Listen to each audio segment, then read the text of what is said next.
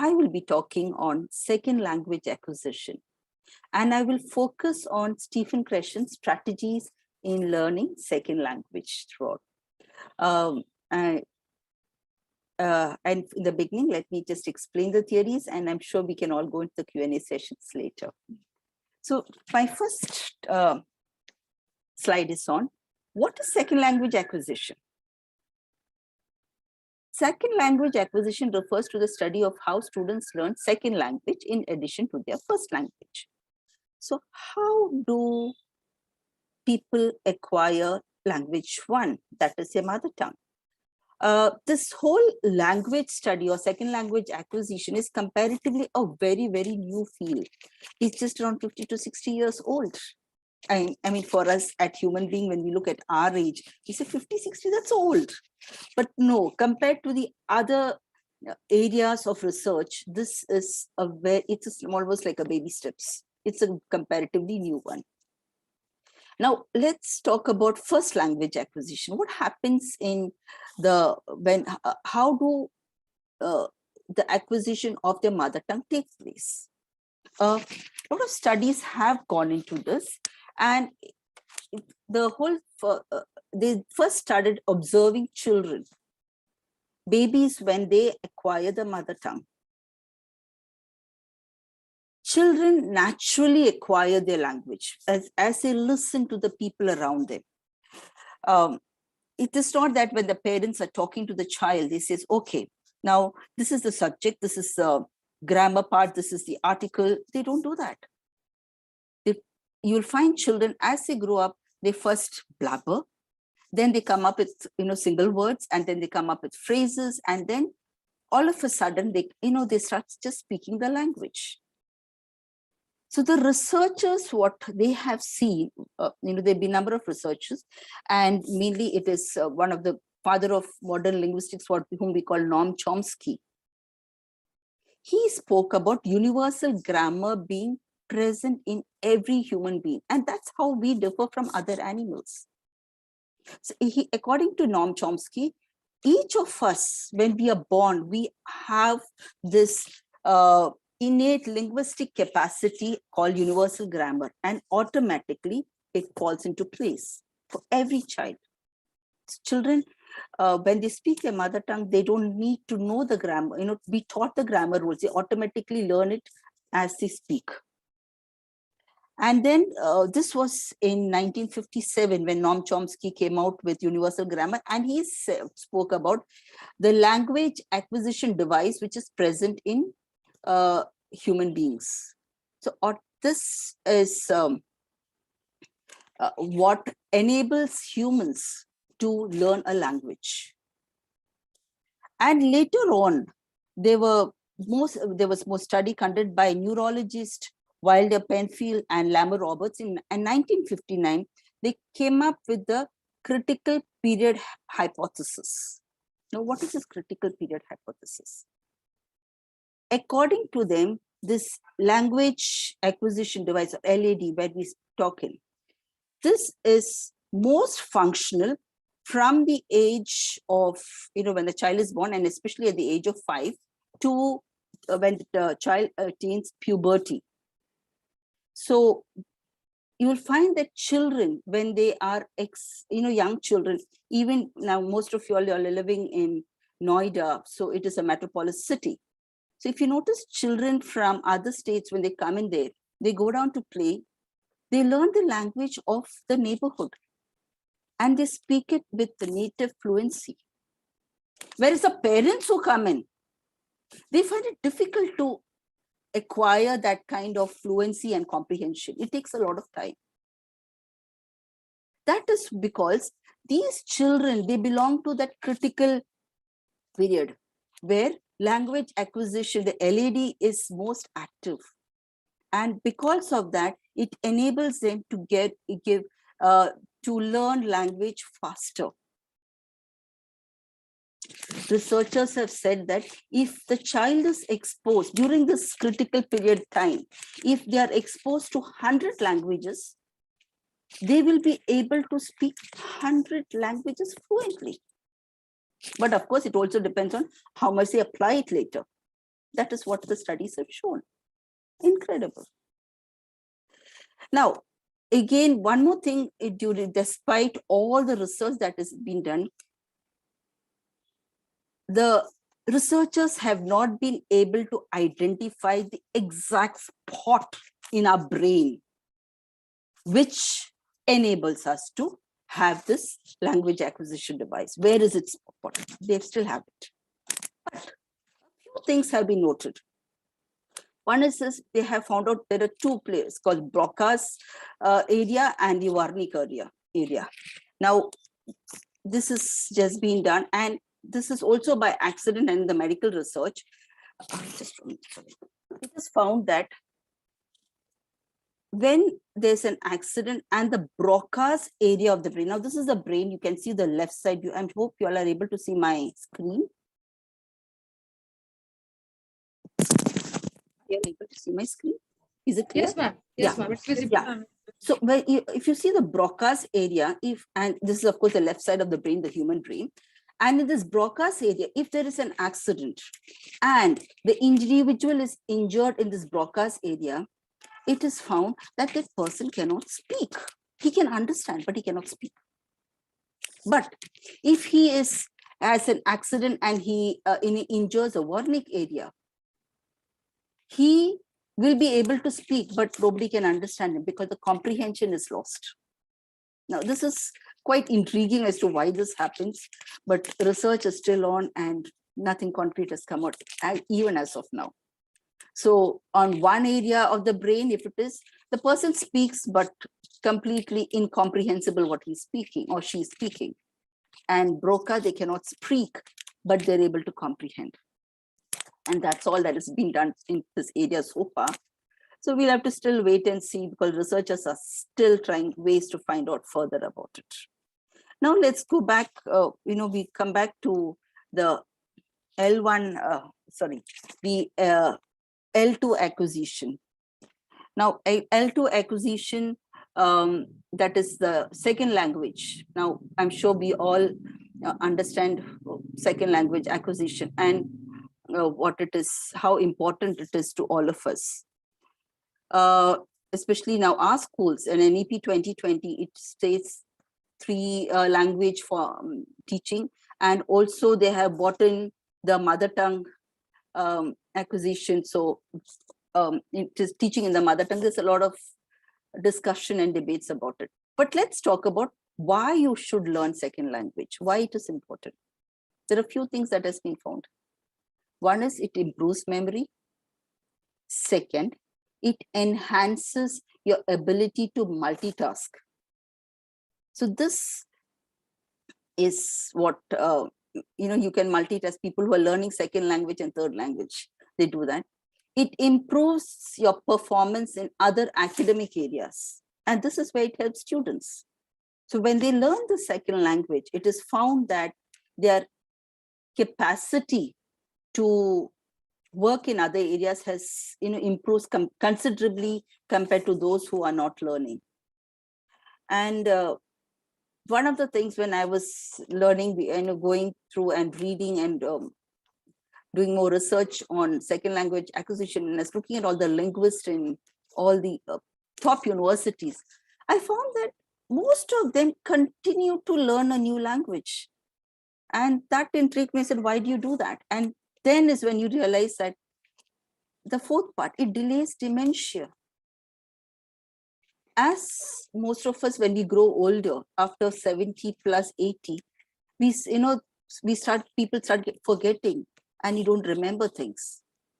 And I found all these professor emeritus, and all of them who are in the most advanced stages and who are in the most prominent universities throughout the world, they continue studying and especially learning another language, and that delays dementia. So let's go into the next part as to historical part of the historical teachings. Just 1 minute, please. I'm just putting this, so that I can. Historical background of language learning and teaching methods. I sure many of the English teachers, we're all English teachers out here, and we do know a little bit about the history of language teaching. And for the students, of course, let me just go back. Now, early during the 17th and 19th century, all the linguists, all the teachers, they focused on grammar translation method. Now, what is this grammar translation method? In the universities in Europe, in the top universities, the language of teaching was Latin or Greek. And both these languages had complex grammatical structures. So it was important for them to learn the structure. Same thing like for us in India, the language which was being used in education in the past was Sanskrit. And Sanskrit also has a very complex grammatical structure. And when that is why, if you have heard about Panini's grammar, they even now they'll teach it. The kind of, the complexity to learn that and then apply is very difficult. So those days, what they would do is teach them. How would they teach them this Latin or Greek? Is like they would translate it, learn the grammar phrases, learn the grammar structure, and then incorporate it into the language. Suppose they learn in English, put it out there, and then learn. And they also learned Latin and everything. The education was done in Latin and Greek. And all universities those days, they used Latin and Greek. And that continued right until the 19th century, almost till the mid of 20th century. But in 1945 to 1960, they used in a new methodology called the Audiolingual Method. This was more or less on Skinner's behavioral psychology, where repetitions was found. Now, what is this audiolingual? This is, you listen to the language and you repeat it. And this went on. Now, when did this come into the prominence is during the World War. What happened is during the Second World War, both in America and in Europe, they realized that they needed to teach their soldiers different languages immediately for them to be transported and integrated into various parts of the world where, the whole world was in war, and they could be transported there, they could get in, mix, integrate into the population out there and also start working. So they needed something like a capsule, an immediate remedy. How do you find it? Call the linguist. So all the linguists in the top universities, they were called. I said, come on, we need you to work on it. And that is where these linguists, they started using this audiolingual method. They would play the native language. Sometimes the teachers are from native, who could speak the native language very fluently, or they were natives of that language, or some of them could speak it fluently. They would come in, teach them, and they would repeat it. It is said that the soldiers would spend around 14 hours a day, 15 hours a day on this language, learning this language, practicing, repeating, repetition, and then attain the fluency that was required. But it was fairly successful, and maybe because of soldiers and the discipline that they have. So because it was successful, it was decided, okay, now this is a successful method. So let us throw out the grammar translation method, which wasn't really working. And they introduced it into the schools and the education system. So this was again repetition. They would listen to the language, or they would be taught the language. Okay, this is a structure, now repeat after me. I think many people who came into during our ages and all, we went through all this repetition process. Learn, if you were learning, and we have heard it during my father's time and all, definitely it was like, how do you learn the English language? Repetition. They would give the structure, now repeat after me. Learn the verb, conjugations of the verb, to be, to have, the basic verbs, primary verbs, and repeat and use. Okay, now Substitute the subject, now substitute the object, now go on, add a little phrase. And that's how it was done.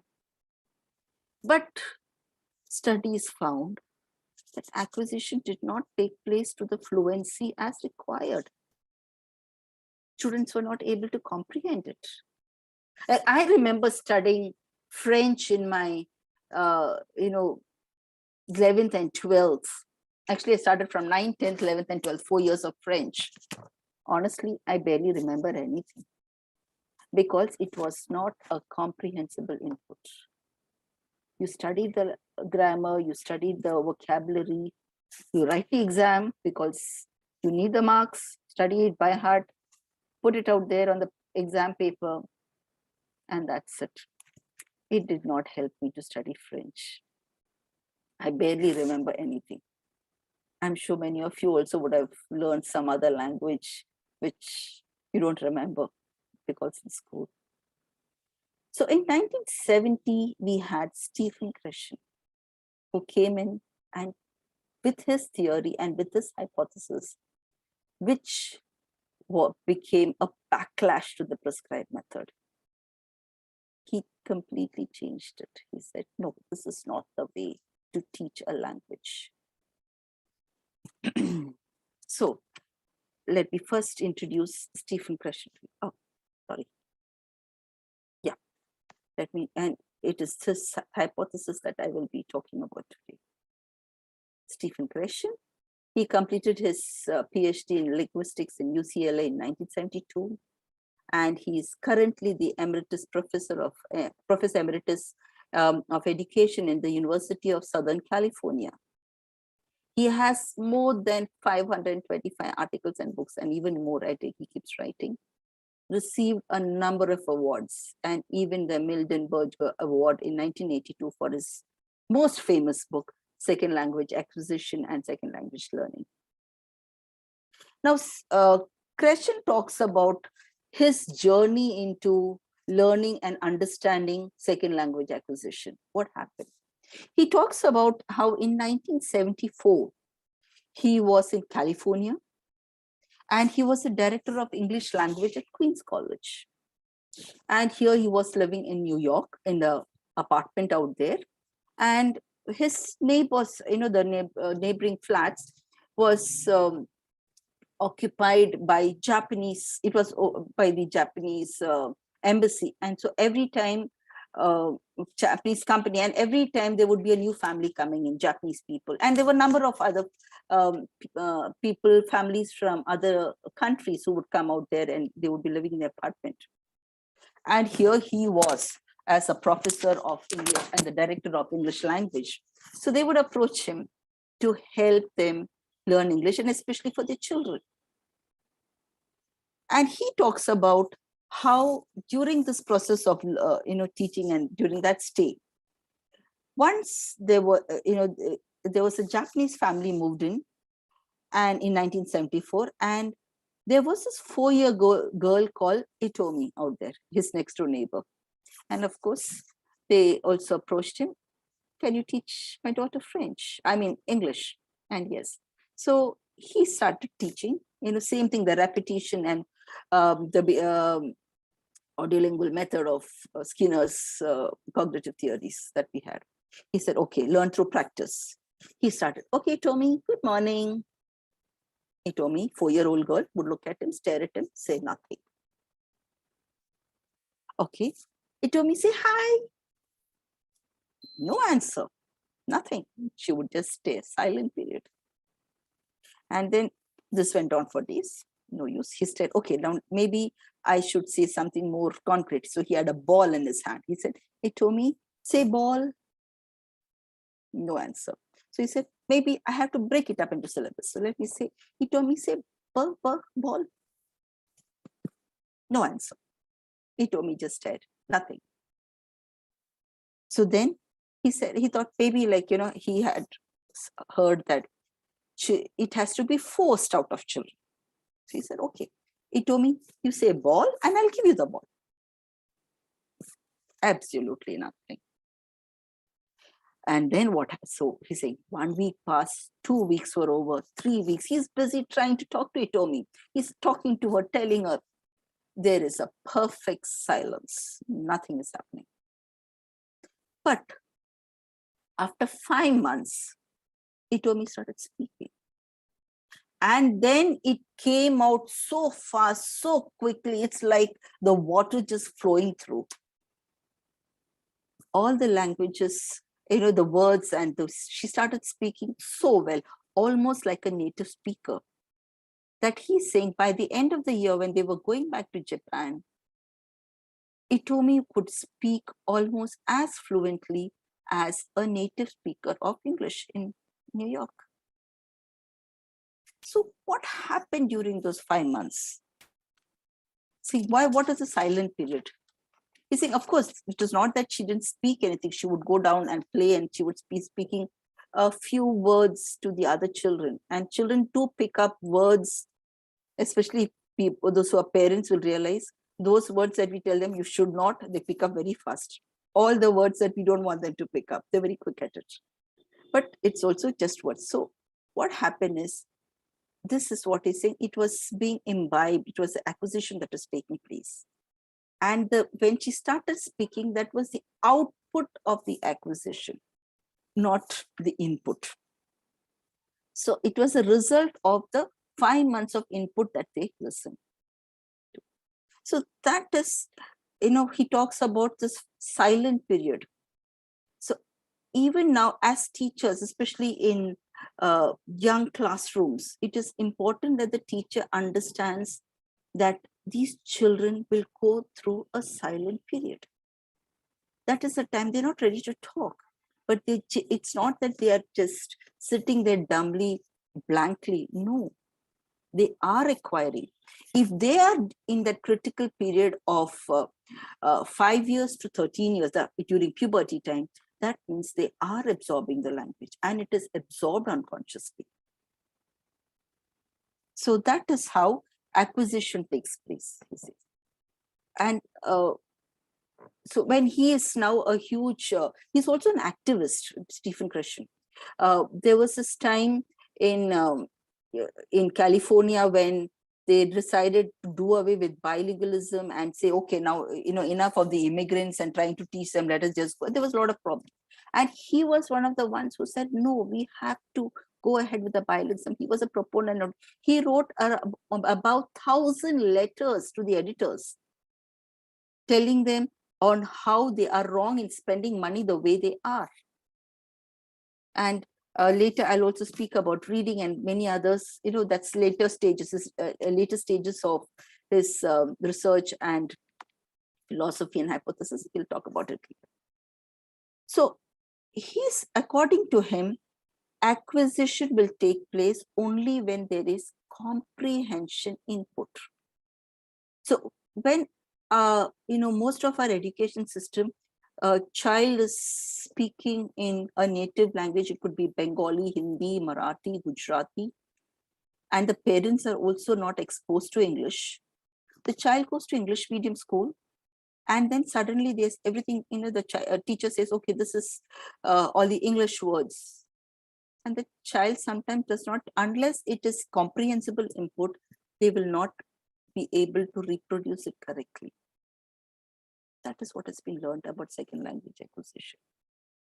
And apart from that, we have this examination system, we have this evaluation system, and this, okay, we have this oral exams for the young kids. Okay, if you don't say anything, you get a 0.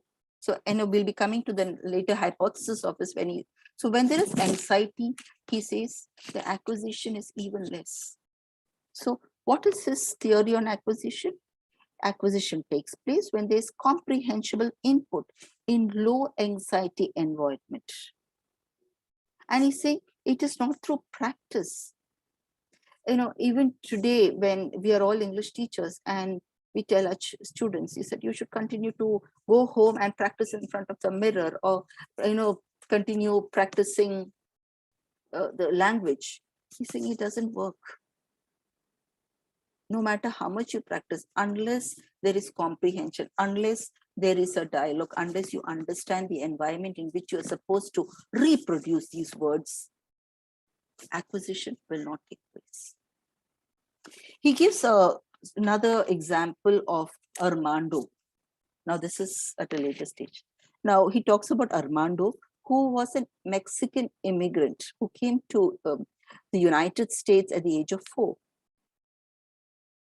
Armando was working in an Israeli restaurant. And when he was, one of the researchers, his fellow colleagues came and told me, you should meet this person, Armando. He's in the hospital and you should talk to him how he speaks, bilingualism, with the kind of fluency. So he went to the hospital to meet Armando. What had happened is Armando had a road accident and he was admitted to the hospital and he was out there. But what happened to Armando? Armando was a waiter in an Israeli restaurant.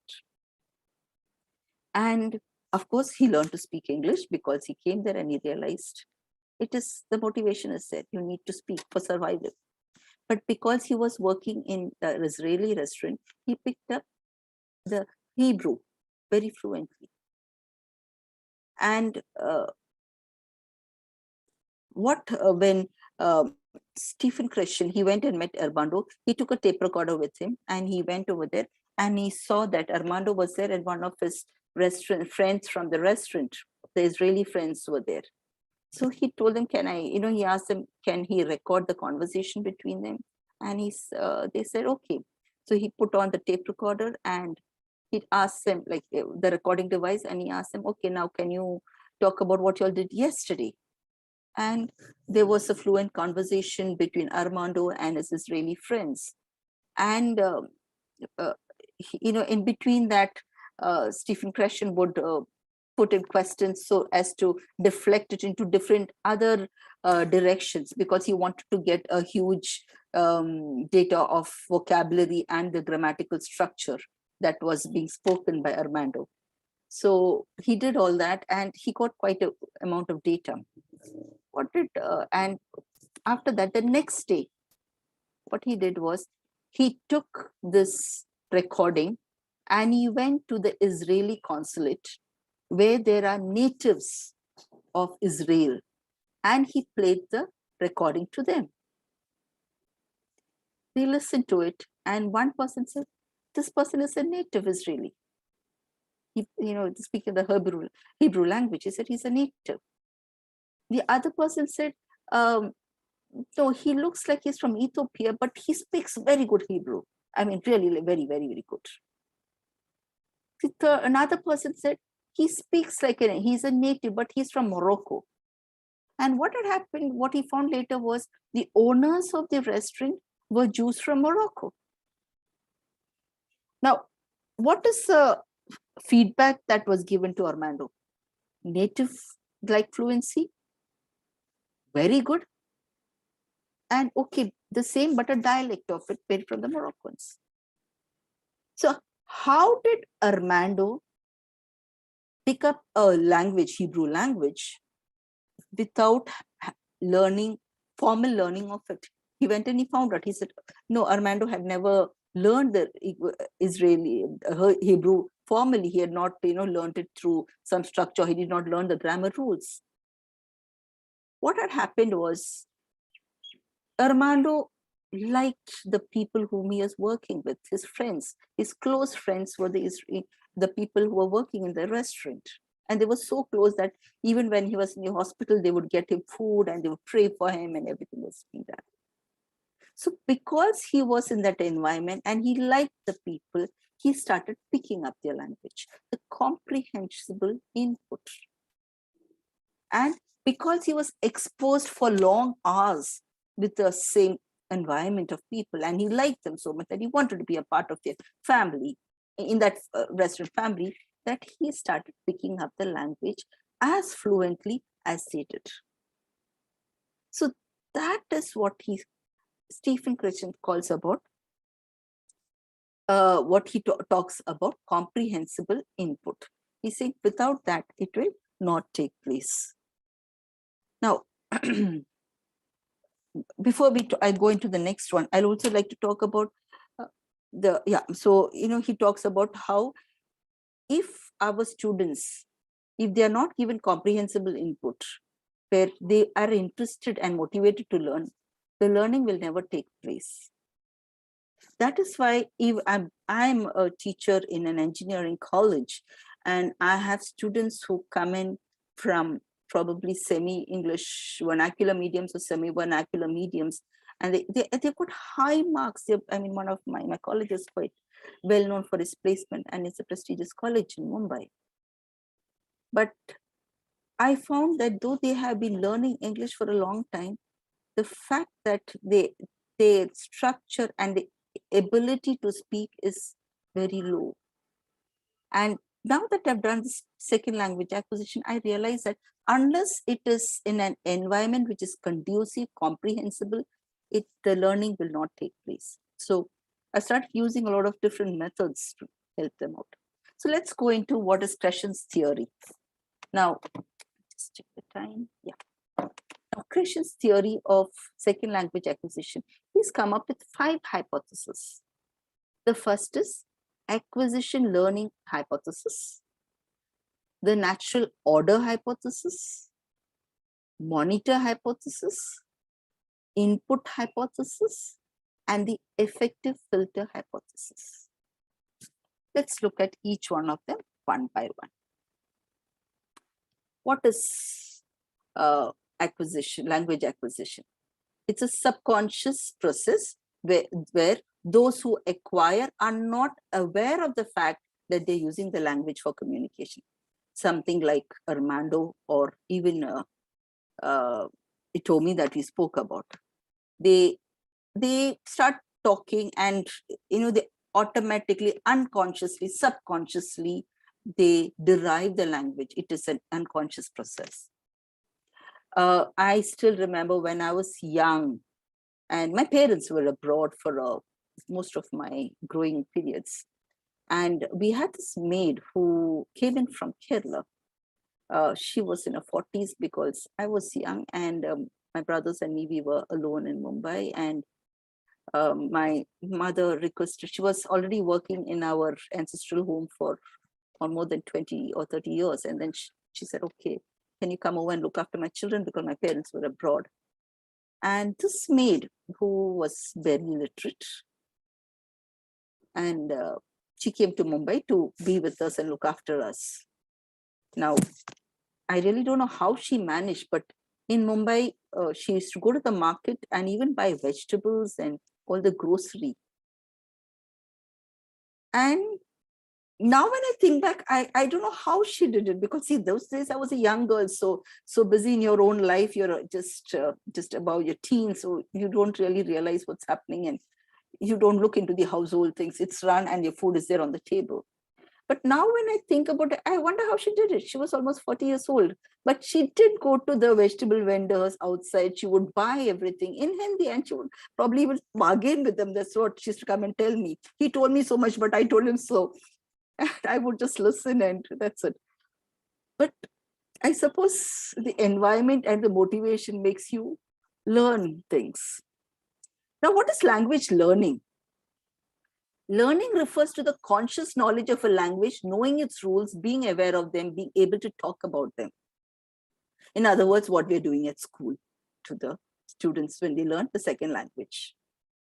Now, here I've put out the differences between acquisition and learning. Acquisition, subconscious, unconscious. Armando and Tomi are examples of it. Learning is a conscious process where we teach. We are all English teachers out here, or English academicians out here, where we, propound the language. And we have realized how difficult it is sometimes to teach. Acquisition is natural, learning technical. We tell them the rules, the grammar. Acquisition is meaningful interaction, what Armando had with his friends. They would talk what they like, what they were interested, they would chat, they would joke. So he picked up the language. Learning is formal instructions, what we give in a class. Say, okay, we're talking on this topic. These are the vocabulary. These are the rules. You have to apply it: past, present, perfect, imperfect, interrogative. Acquisition, when they use the language. And here in learning, we teach them, okay, this is a subject. When it is negative, the reverse order, how it is. Acquisition is an inductive process. All children, when they grow up and they learn the mother tongue, parents don't teach them the rules of grammar. Yet, by the time they grow up into their young ones, they are already able to put forth grammatically correct syntax order in their language. And what about to our deductive process? We give them the rules, and the rules are taught to them. It says, okay, now you apply these rules. These are the sentences. We have these grammar sessions, and we tell them, okay, put it out here, and you this. And all our exams also we have. Okay, make it interrogative, make it negative. We have these. Now here is a focus on communication and the focus on form. The next what he spoke about is the natural order hypothesis. According to Stephen Krashen, there are 4 stages of acquisitions where language takes place. One is pre-production, the silent period. We've seen how Itomi for 5 months, she never spoke. And even after that, she spoke, it would have been barely 500 words. Then you have the early production, that is just after the silent period. You'll find that they have a vocabulary range of around 1,000 words. And then when they start speaking, the emergence is 3,000 and intermediate fluency is 6,000. And I'm sure people like us, we have more than 20 to 40,000 words at our disposal. So that is the stages of how many words or what's the size of vocabulary that is in the various stages of acquisition. But this is the most interesting part, the grammatical structure. And this order, natural order, grammatical order, has been they have tested in various parts of the world, in various languages and various orders, and all researchers, especially in English, they've come to the same conclusion all around the world. So what happens? How do you learn it? You see, at first, when you give the grammatical structure, the learner or the person who's acquiring the language, they learn the ing forms, the past and the present, progressive ones. I'm going, I'm sitting, I'm eating, I'm drinking, all these. Next, the plural is boys, girls, pens, books, desks, chairs. They learn to put the S, and that's what they get it in the correct order. See, these are the ones which they get in the correct order. After that is the conjugation of the verb to be. I am, you are, I'm not going there, you are going there, he is going there, all these. The next is the irregular simple past tense. Now here, most of us think that because ED is a regular past tense, they would learn that fast. They would learn that, pick that up first. But that's not what happens.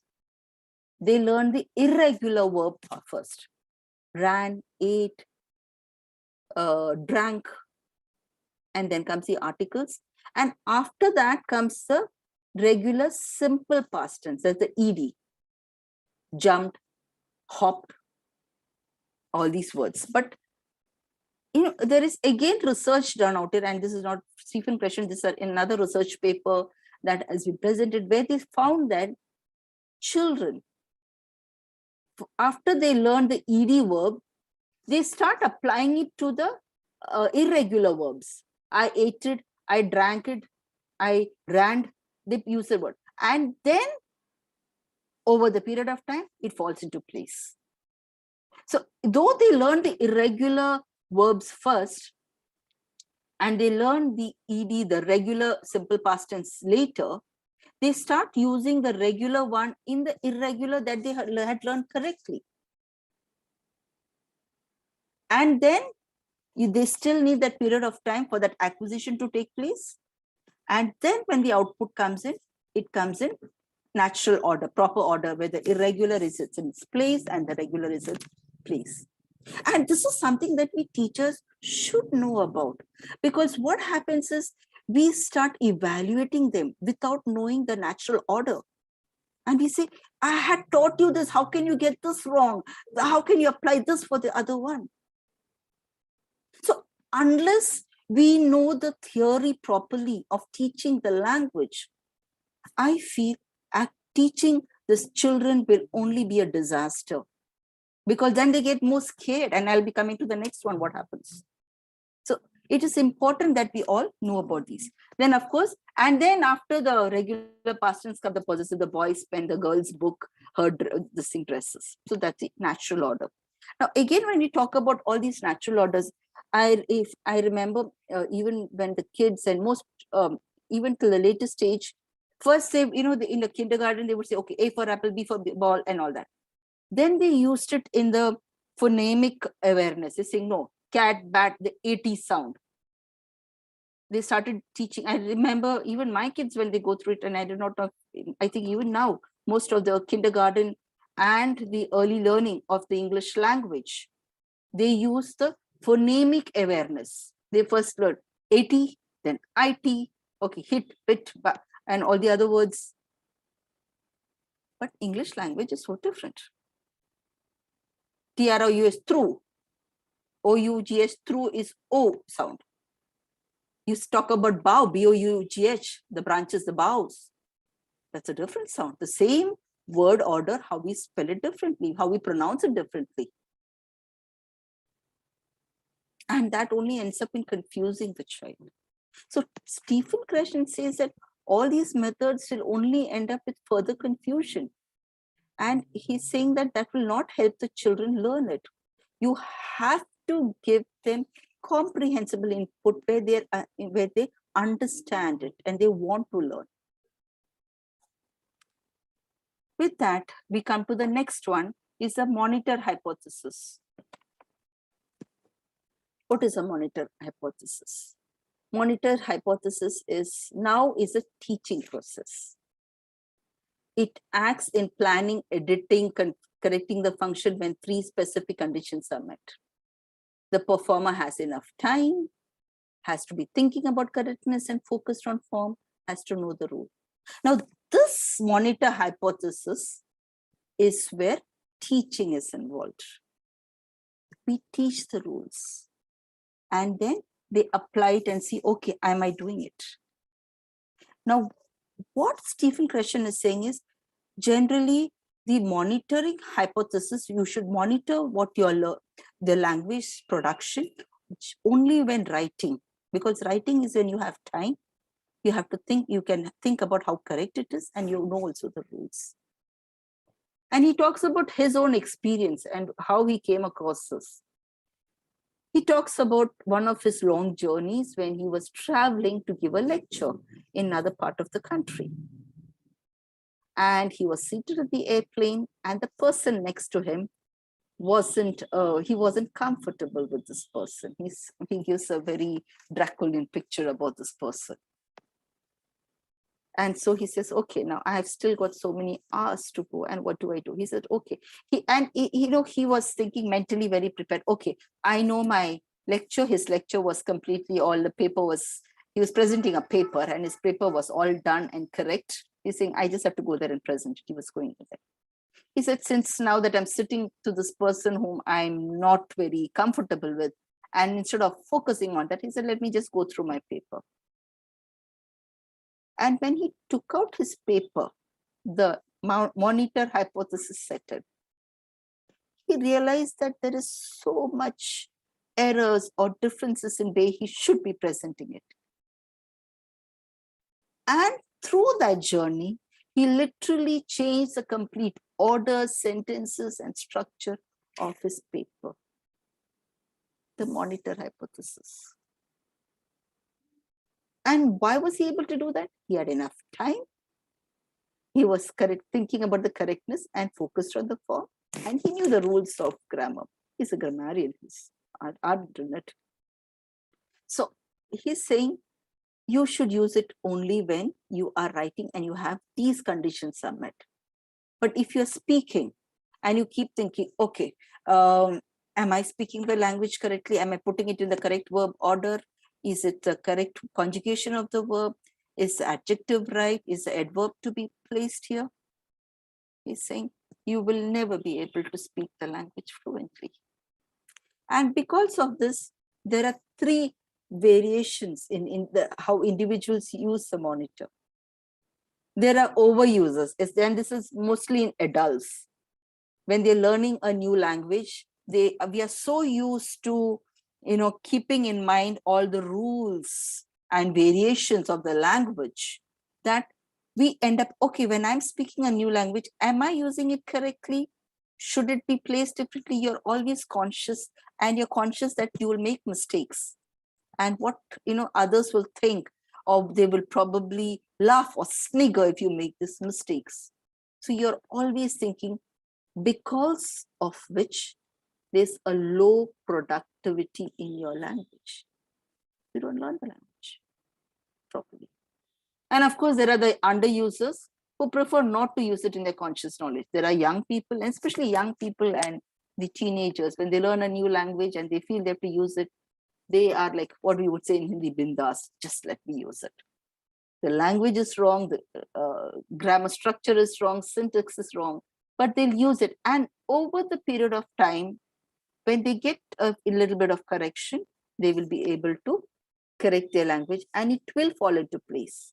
But again, you need that period of time. And of course, the optimal learners who use it appropriately, especially when they're writing. When they're speaking, they will use it less. When they're writing, they will use it more. They know how to use it. So these are the individual monitors of it. Now we come to the next one called the input hypothesis.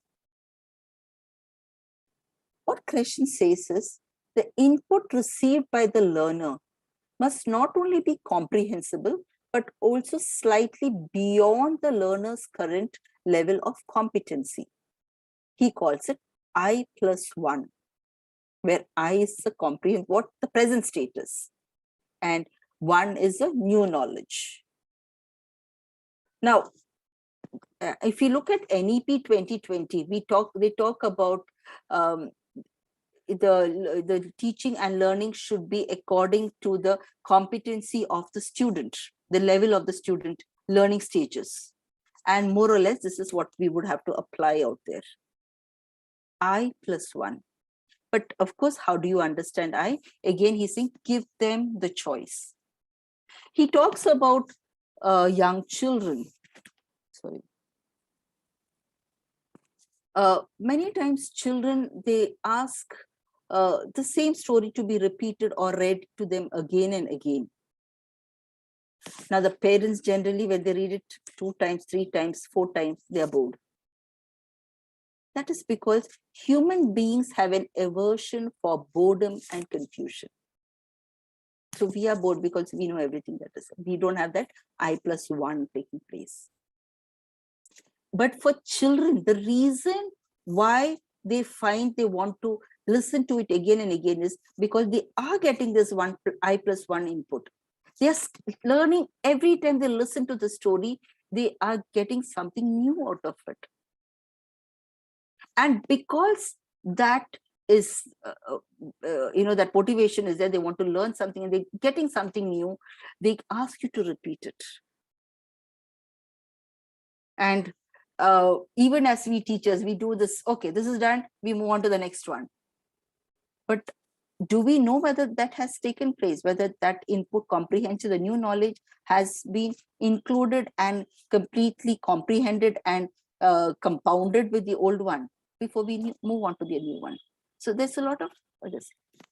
I remember when my son was around 3 years old, I had bought this yellow color book of what is that, Ladybird, and it was of Goldilocks and the Three Bears, and it was one of those yellow books with a lot of picture and small, just little sentences written at the bottom. And I used to read it to him. I used to read stories to him when he was bedtime, before he went to bed. And I remember for almost a long time, he wanted that very story to be read for him. Of course, at that time, I did not know all this. But today, when I think back, I was so bored of reading the story every day, night to him, the same story. That, and as a young parent, you also have to run the household and so many things. So by 9 o'clock, your kid is in bed and you're lying down to read the story to him, I would be half sleepy already. So, but I still remember I would read just the first few sentences, and in case I yawn or something, he would continue with the rest of the sentences after, a week or two. And then he would not continue till I turned the page and, I went on, because he had already got the visual imagery in him and he knew the words. And yes, he's quite good in English now. But this is what we call the comprehensible input and the kind of 1+. And of course, I think it took almost few weeks. Then he got bored and he picked up another book and told me, okay, now I want to read this book. So probably the young parents, they could try it with their children.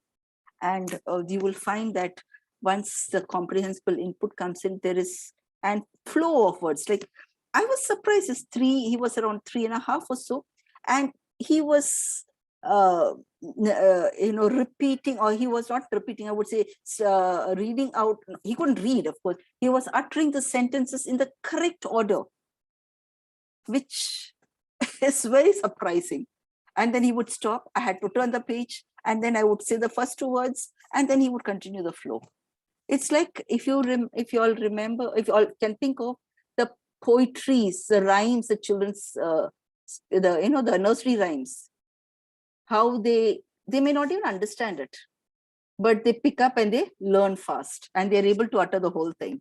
So that's what he called about input hypothesis.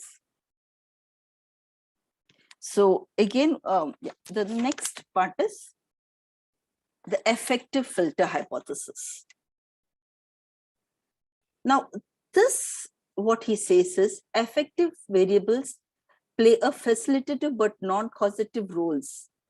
Non-casual roles in second language acquisition. So there are 3 points that the students or children or a second language acquirer must have.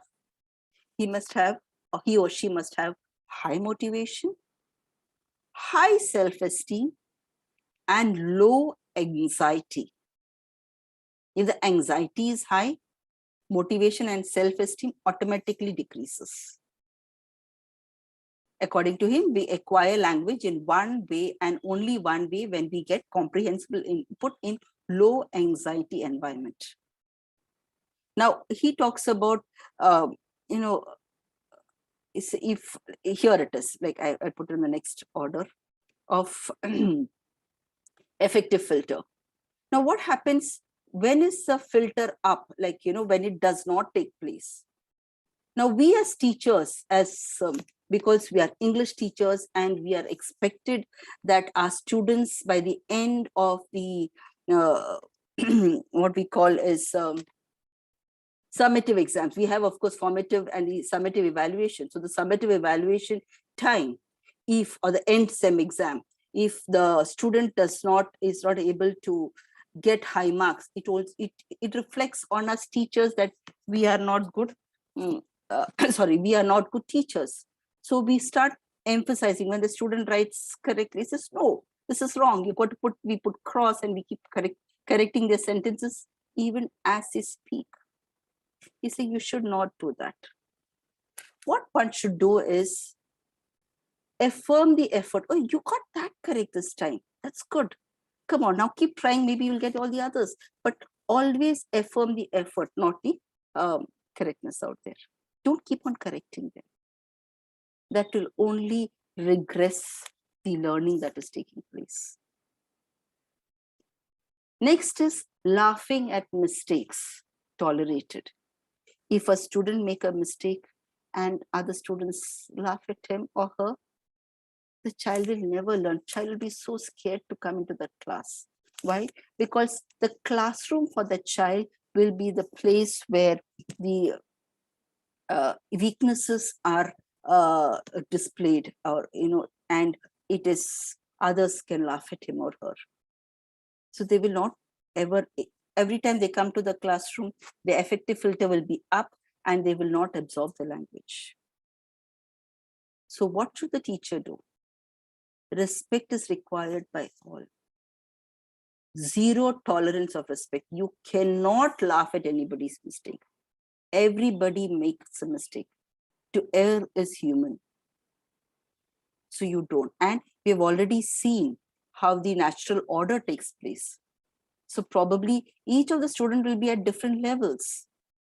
So when they are at probably, learning at the irregular past, and the others have already learned the regular past, so they make a lot of mistakes. And even during the transition time. So then what happens? How does it work? So you allow the class to laugh, then the child will never pick up the language. Next is putting in embarrassing situation, forced to answer. We pick up students and says, okay, come on, now you give me the answer. And it is common for all of us teachers. We feel that they're not participating, but we forget the silent period. There is a time when students are only listening. They're listening to, and the input and the acquisition is taking place within them, the innate ability. So they are not ready to speak. So in such cases, what should the teacher do? Put them in pair works or group works where you think, share. You're not asked to stand up in front of the class and give an answer. Not when you are ready. It's only when they're, they put up their hand, they're ready to, okay, come on, can you give it to me? These are some things that we need to remember as English teachers. Otherwise, no learning takes place. No routing.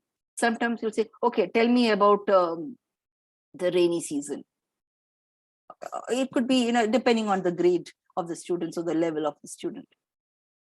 And a person who's living, they might be lost, you do not know. Whereas if you tell them, okay, tell me where, how you wear your raincoats and, how you come prepared to your school during a rainy season, wearing your raincoat and the same. They say, oh, I get my gumboot out, or I get my raincoat out and I take the umbrella. Put them into step by step. Give them a route, give them a pathway to follow. And when you give them a pathway, they know the direction that they're supposed to take. So then they understand what are the vocabularies you use. And there is affective filter is down. So there, there is more motivation, there is more self-esteem. The anxiety is low. So they understand it and they work towards it. So that is what it is. So that is how affective filter should works out here. So the clear routing. And I feel as teachers, when we keep these in mind, we are sure to get a kind of classroom that is enthusiastic. We'll have students who will be looking forward to our classrooms and they will enjoy our classroom teaching. And when students enjoy what is the classroom environment, the learning is at the optimal level. And we all know that. So that is what we need to do. Next one. So this is in a nutshell. They talk about comprehensive input. The affective filter is the anxiety down, is the motivation level up, is the motivation level up, is the self-esteem up. In that case, the LAD or the language acquisition device absorbs the language in the brain, that we know that. We do not know where, we still know, we know there is Broca and Warwick, but we do not know where the LAD is, but they absorb it. And when the language acquisition device absorb it, you acquire the knowledge of the language. And then you have the output. But of course, in the period of the output, if you are at that period of time, if you give them monitoring, you give them certain rules. And what Krashen says is, don't give them continuously. Today, of course, we don't have formal grammar sessions anymore. Nowadays, it is what we call is functional grammar in all schools and even in our teachings, where through the teaching, we point out to them the rules of the grammar and we tell them what it is. You see, what he says is even that, give it sparingly. Don't give it, in okay, grammar lessons, now learn this and check out where are all the past tense, where are all the irregular verbs. It doesn't happen. So slowly monitoring, and then that's the output. And he says, if you do that, you will definitely be able to get a good, or maybe not native level of fluency and comprehensibility, but definitely a good acquisition will take place. But before I move on to the references, there is a few more things that he's come up in the past. Oh, okay, I still have time. Yeah. He is also now a proponent of reading. He's saying it is important that we read. And he talks about how language acquisition can multiply faster in the acquirer if there is a lot of reading taking place. He talks about, the story about My Left Foot. I do not know if you all have seen the movie. Now, in that, he talks about Christy Brown, who was born with cerebral palsy out there, who could not use any of his limbs, and he could barely utter just yes and no because he was completely challenged, physically challenged. But his parents were very nice, and they would read to him, talk to him, and they would keep on communicating with him, though he could barely say anything. But and the story also goes on once how his mother fell down and he was alone at home, but he was still able to help her out. That's because he realized that he could use his left foot, and then he began painting with his left foot. And later on, when his father also lost a job, he was able to hold an exhibition and things improved. And later he was given a typewriter. And within 1 week, he was able to bring out his autobiography of My Left Foot.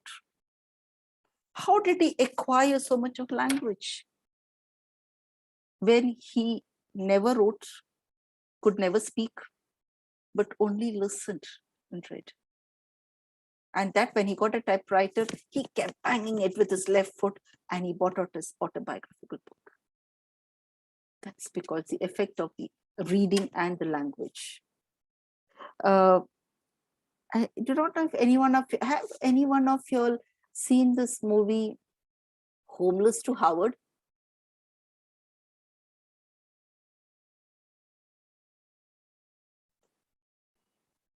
It's what's her name? I don't think the name was clear, the name of the movie.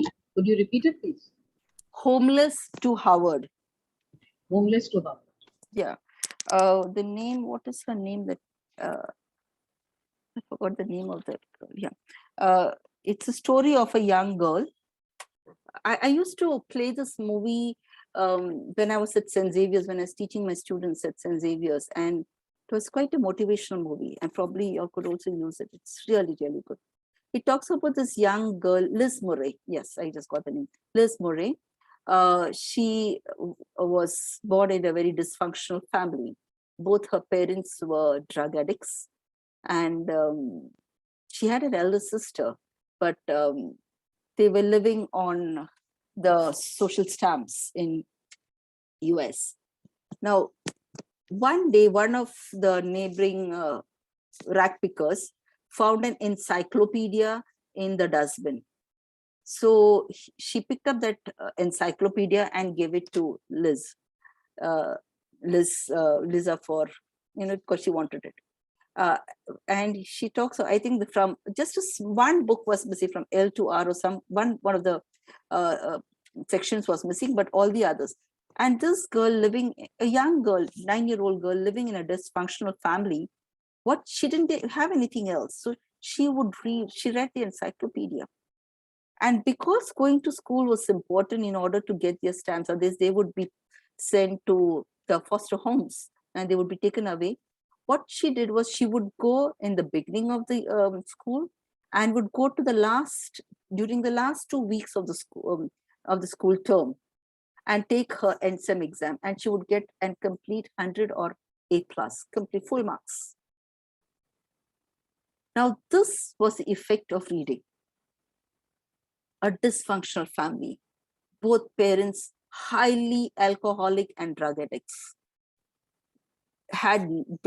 She used to, when she was a young girl, she would score the dustbins in the neighborhood to get food to eat and put the food on the table for the family, because parents were lost. Whenever they had any little money, they would blow it away in drugs. Whatever, even the money that was given by the social service was blown away in drugs. So this is what she did as a 9-year-old child. And then, of course, one day in the school teacher finally called the social service, and she was taken away from the home and put into the foster system, into the system of the foster education school homes. And of course, in the institution, she never lived in any foster families. And later, when she came out, she joined one of these open schools, and she wrote an essay because of which she got a scholarship from Times to study at Harvard. And that's the whole story about Liz Murray. So please, I would say, watch this movie. It's called Homeless to Harvard, and she's also written a book. Yeah, it's called Breaking Nights. The name of the book is called Breaking Nights. So this again is the impact of reading. So in other words, if we expose children to reading, it is found that they acquire the language better, and like we say, in a comprehensible and acquisition takes place. Another book is called The Black Boy by Richard Wright. Same story where Richard Wright was brought up in a very hostile neighborhood, black neighborhood, and he was always shunted between his mother, who was always sick and ailing, and his grandmother, who was fanatically religious. But the grandmother was also against reading for whatever reason. She was religious, and she felt that reading would take the God out of the child and bring in atheism and other thoughts. So he also talks about how once one of the boarders in his grandmother's house was a teacher, and when he was a young boy, and this teacher would read to him stories to him, and that's how he got interested into reading. And then the grandmother found out, and she threw the teacher out of the house. She says, "You will not read to my boy." So then he started taking a paper route, so that he could read the newspapers, and he kept reading. He couldn't make friends. He did get into a lot of trouble. He got into drinking and smoking at the age of 9, but he still found his friend in books. And later he became a well-known activist, and he wrote this book called The Black Boy, The Power of Reading. There was another one research done. It is called Read this is in the medical journals. Now, what some of the pediatric departments, they did is somewhere in New York, it was in the impoverished area of the pediatric department. They started introduce, they have the social system where children come in from birth to the age of 5 for periodical checkup into the healthcare centers. Now, in this impoverished, poverty-ridden background, what pediatricians started doing is they did a study. They kept books, small story books for the children. And when the parents came in, they introduced and started telling the parents how to read to the children. They started training them how to read to the children, and so that even at home and in for that, they were given one book to take home. So whenever they came in for a health checkup, it did not work at the emergency center section because they were very tensed. But when they come for their periodical checkup, they are relaxed. They have that, they have a nice waiting room. And these volunteers, sorry, would go there, read, help the parents read to the children so that the parents learned how to do that. And they would give them one book and go take them home. And it is found, and later when they did a study, they found that households which have more than 4 or 5 books, the learning ability and the grades of the children were much higher in comparison to the other children in the neighborhood who did not read. So these are the effects of reading. He also talks about another research done where one teacher in the secondary school, she always encouraged reading and voluntary reading. That's very important. The voluntary interested reading. The children were allowed, the students were allowed to select the books that they were interested in. It could be Harry Potter, the Twilight series, or romance, fiction, science fiction, whatever they were interested in. And they were allowed to take. And then she'd also conducted an experiment. She asked them, will you all be ready for it? And they said yes. And she conducted these various groups, experimental group and control group. And later on, anyway, the study is that when the children who were into reading and voluntary interested reading out there, who were completely interested in that, they were given the choice of reading, they scored a 3.5 in the TOEFL exam without any other training. And this would have, is a great backlash to the industry, which is making millions of money training students on TOEFL exam. See, just voluntary interested reading brings in the kind of requirement, the knowledge that enables them to prepare for even such competitive exam and gain a good score. So that is what reading is. It's very, very important. So now he's really a proponent of reading, and he says it is important that we bring back reading into the system. And of course, today our students, very few of them read hardcover books. I do not know how many of your students do read. Do they enjoy reading stories, books?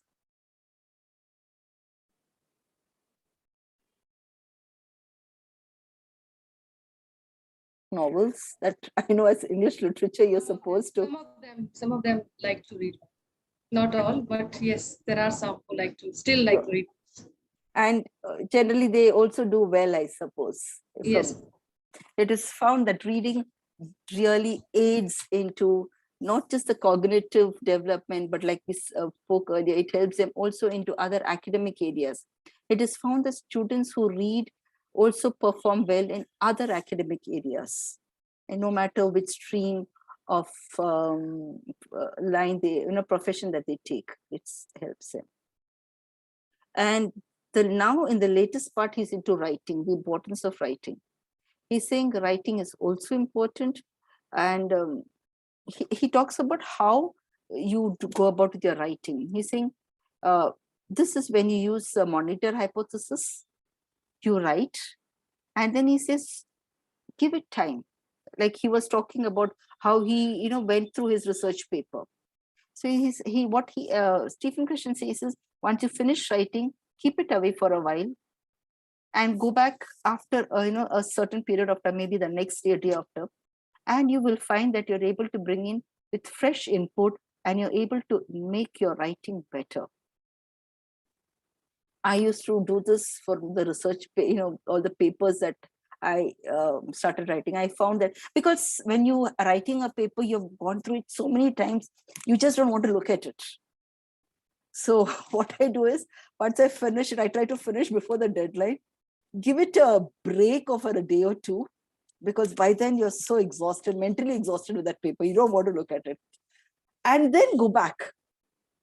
And yes, you are able to see how you can improve your paper.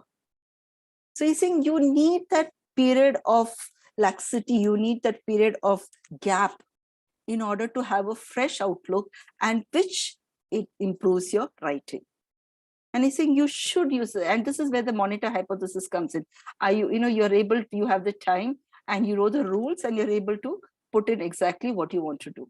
So that is his latest that he's going in about with. But so that covers both language acquisition by listening, speaking, reading, and writing, the 4 R's of language learning.